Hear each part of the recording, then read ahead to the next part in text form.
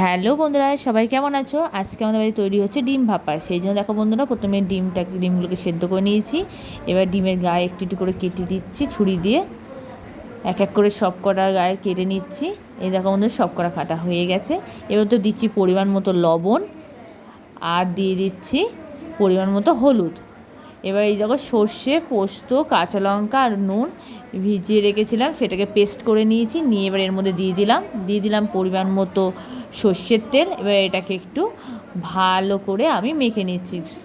ভালো করে একটু গায়ে মাখিয়ে নিলাম। নিয়ে এবার দেখো পেঁয়াজ একটু ভেজে রেখেছিলাম, সেটা ওপর দিয়ে দিচ্ছি পাকা ও কাঁচা দুই ধরনের লঙ্কা। যার যেরকম ঝাল খেতে ইচ্ছে সেই হিসাবে এই লঙ্কাটা তোমরা দিও। এই দেখো ডেচকিতে একটু জল গরম বসিয়ে দিয়েছি। দিয়ে এবার এইটাকে বসিয়ে দিলাম ভাপানোর জন্য, থালা দিয়ে চাপা দিয়ে বাটি শুদ্ধ। এইটা লো ফ্লেমে হবে, আর 30 মিনিট এটাকে লো ফ্লেমে এরকম করে ঢাকা দিয়ে রেখে দিতে হবে। এই দেখো 30 মিনিট হয়ে গেছে। এবার আমরা না, এটা হয়েও গেছে ভাপা। সবসময় তো ডিমের ঝোল বা ডিমের ঝাল তোমরা খেয়েই থাকো বন্ধুরা, একবার এরকম বাড়িতে ডিম ভাপা করে দেখতেই পারো। খুব দারুণ আর টেস্টি খেতে হয়।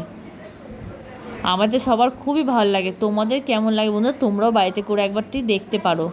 যদি তোমাদের বন্ধুরা আমার এই রেসিপিটা ভালো লাগে তো লাইক, কমেন্ট, শেয়ার আর ফলো করতে ভুলো না, সাবস্ক্রাইবও করো। বাই বাই বন্ধুরা, আবার পরের ব্লগে তোমাদের সাথে দেখা হবে।